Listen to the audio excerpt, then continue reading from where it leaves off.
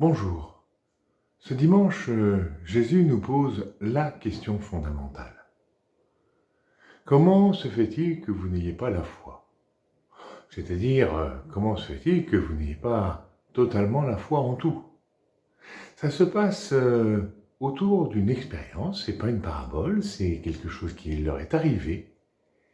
Les voilà sur une barque et il y a une tempête. Et ils craignent de mourir. Oh, tu sais, le peuple juif, le peuple de Jésus, c'était pas des bons marins. Un grand lac s'appelle une mer, et la mer Méditerranée, ils ont quasiment pas de bateau dessus. C'est pas des marins, et donc quand il y a une grosse tempête, ils ont peur, logiquement, de sombrer, de couler.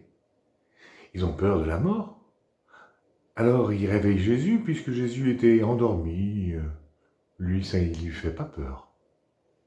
Et Jésus calme la tempête et leur dit pourquoi. Pourquoi? Qu'est-ce qui se passe? Comment se fait-il que vous n'ayez pas la foi? Pour les Juifs, des grandes masses d'eau comme ça, comme s'ils ne sont pas des marins, ça peut faire peur.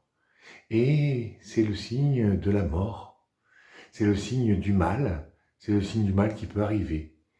Cette semaine, tu as peut-être vu aux informations des grosses inondations et tout le malheur qui arrive aux gens quand des grandes masses d'eau tout d'un coup s'engouffrent dans la vie de quelqu'un. Et Jésus nous pose la question, comment se fait-il que vous n'ayez pas la foi? La foi que Jésus est plus fort que le mal, que Jésus vaincra le mal. Ça ne veut pas dire qu'il n'existe pas, ça veut dire que, au bout du compte, si on fait le choix de Jésus, on gagnera, on sera avec Jésus. Alors, prenons courage, ayons foi, Jésus est vainqueur de la mort, il est le vainqueur pour la vie éternelle.